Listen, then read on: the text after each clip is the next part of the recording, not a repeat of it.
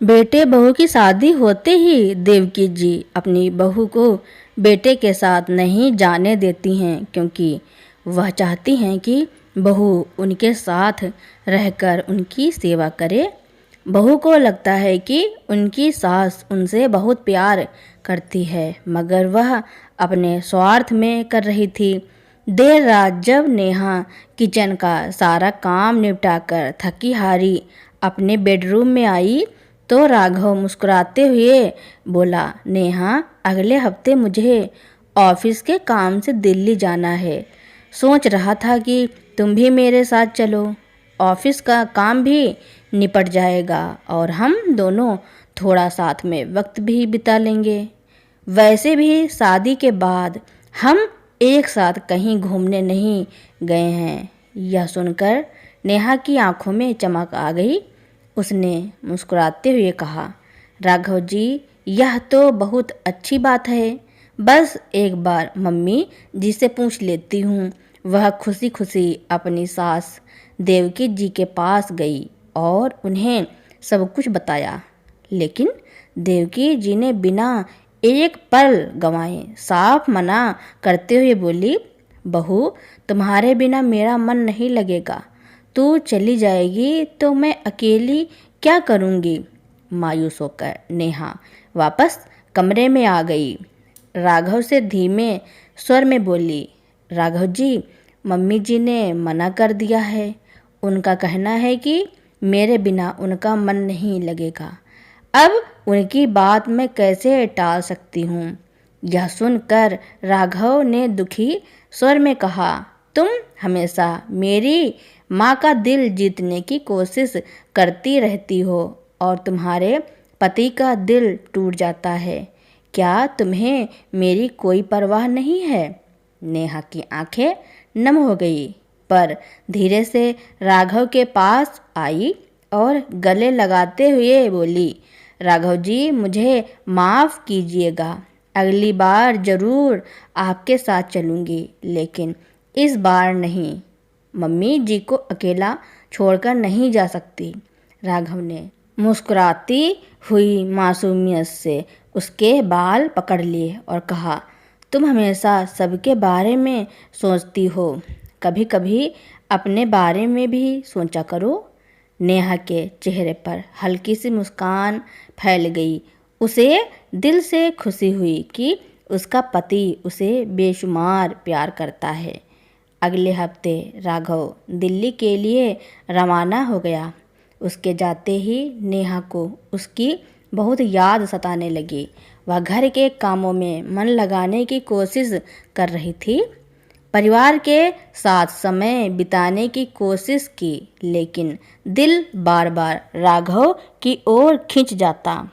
एक रात जब दोनों वीडियो कॉल पे बात कर रहे थे, राघव ने उदासी भरे लहजे में कहा, मैंने तो पहले ही कहा था कि तुम मेरे पास मेरे साथ चलो, लेकिन तुमने मेरी बात नहीं मानी। अब देखो ना मेरा मन लग रहा है और ना ही तुम्हारा। तुम वहाँ हो, तुम्हारे साथ पूरा परिवार है, लेकिन मेरा यहाँ तो कोई नहीं है, सिर्फ अकेलापन है। नेहा ने उसकी हल्की सी मुस्कान के साथ देखा और प्यार भरे स्वर में बोली, राघव, बस कुछ ही दिन की बात है, फिर तुम यहीं लौट आओगे। उसके बाद हम ढेर सारा समय साथ बिताएंगे। यह सुनकर राघव ने सिर हिलाते हुए नाराजगी से कहा, तुम्हें तो समझाना बेकार है। यह सुनकर नेहा चुप रही। उसके पास कोई जवाब नहीं था, क्योंकि सच्चाई यही थी कि वह भी राघव के साथ जाना चाहती थी, लेकिन सास की बात मानकर रुक गई। उसके दिल में एक कसक थी, लेकिन वह अपने चेहरे पर हमेशा मुस्कान बनाए रख रही थी। 9 दिन बीत गए। एक दिन अचानक नेहा की ननद दीपा और नंदोई प्रेम घर आए। नेहा उन्हें देखकर बहुत खुश हुई और पूरे मन से उनका आव भाव में लग गई। डिनर के बाद देवकी जी ने नेहा को अपने कमरे में बुलाकर बिठाया और धीमे स्वर में कहा, बहू हम 4 लोग हैं। मैं, तुम्हारे ससुर जयराम जी, दीपा और प्रेम शिमला घूमने जा रहे हैं। नेहा उत्साहित होकर बोल पड़ी, मम्मी जी, मुझे भी तो बहुत समय से शिमला जाने का मन था और राघव भी घर पर नहीं है, मैं आपके साथ चल सकती हूँ ना। यह सुनकर देवकी जी का चेहरा एकदम सख्त हो गया। उन्होंने सख्त होकर कहा, नहीं बहू, तुम यहीं रहोगी, कोई तो घर की देखभाल करने वाला चाहिए। तुम इस घर की लक्ष्मी हो, तुम्हारे बिना यह घर सूना लगेगा। अगर तुम भी घूमने चली जाओगी तो फिर घर का सारा काम कौन करेगा। यह सुनकर नेहा एक पल को स्तब्ध रह गई। उसकी आंखों में हल्का सा दर्द छलकने लगा। उसने धीमे लेकिन दृढ़ स्वर में कहा, मम्मी जी, जब राघव जी अपने साथ मुझे दिल्ली ले जाना चाहते थे तब आपने कहा था कि मेरे बिना आपका मन नहीं लगेगा। अब आप मेरे बिना कैसे जा रही हैं? अब कैसे आपका मन लगेगा?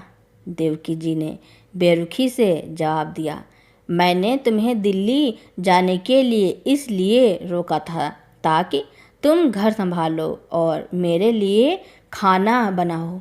अब अगर तुम भी चली जाओगी तो घर कौन संभालेगा। नेहा अब तक चुप थी, लेकिन इस दोहरे मापदंड से वह अंदर तक आहत हो गई। उसने नाराज होते हुए कहा, मम्मी जी, घर के बाहर सीसीटीवी कैमरा है, मजबूत दरवाजे हैं, ताला लगाकर आराम से जाया जा सकता है। मेरे मायके में भी सब लोग बाहर जाते हैं तो ताला लगाते हैं।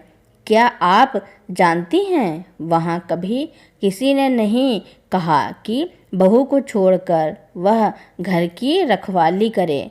वह रुकी, फिर थोड़ी और मजबूती से बोली, माँ जी, मैं कोई चौकीदार नहीं हूँ जो बस घर की रखवाली के लिए बनाई गई हूँ।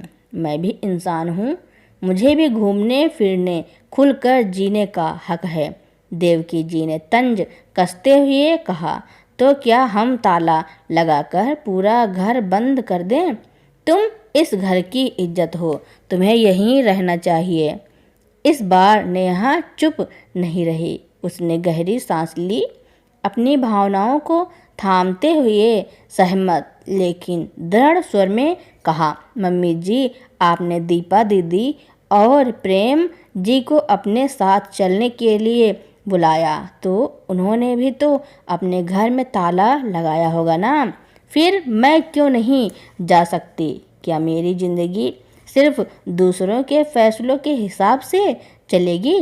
देवकी जी ने कुछ पल के लिए खामोश रह गई। उनके पास नेहा का सवाल का कोई जवाब नहीं था।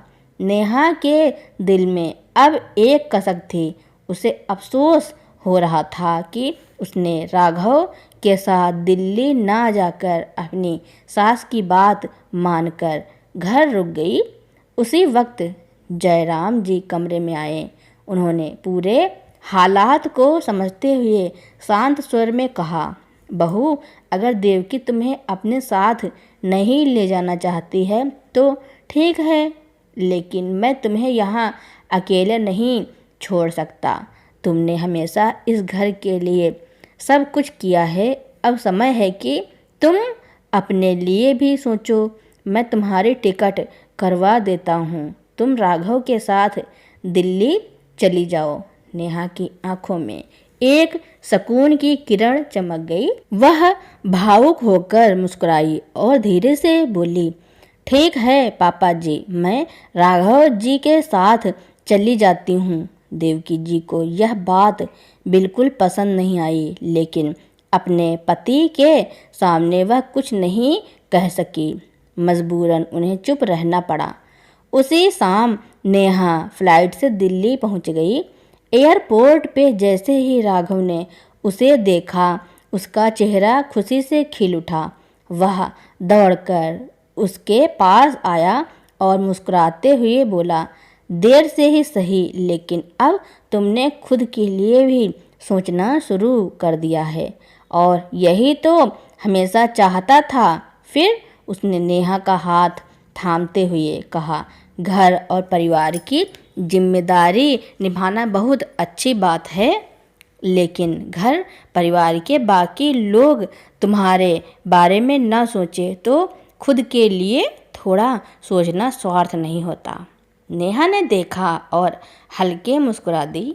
उसके दिल में एक अजीब सा सुकून था।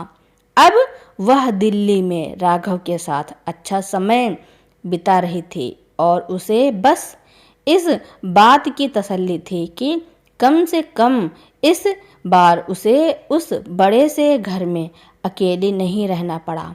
अब जब भी कभी राघव बाहर जाता, नेहा भी उनके साथ घूमने चली जाती, क्योंकि वह जान चुकी थी कि सास सिर्फ ऊपरी दिखावा करती है, उनको घर का काम ना करना पड़े इसलिए जाने से रोकती है, बाकी कुछ प्यार लगाव नहीं है। तो दोस्तों, मेरी कहानी सुनने के लिए आपका बहुत बहुत धन्यवाद। ऐसे ही कहानियाँ सुनने के लिए मेरे चैनल को लाइक, कमेंट, शेयर, सब्सक्राइब एवं बेल आइकन का बटन दबाना ना भूलना, ताकि मेरी नई नई कहानियाँ आप तक पहले ही पहुँचती रहें।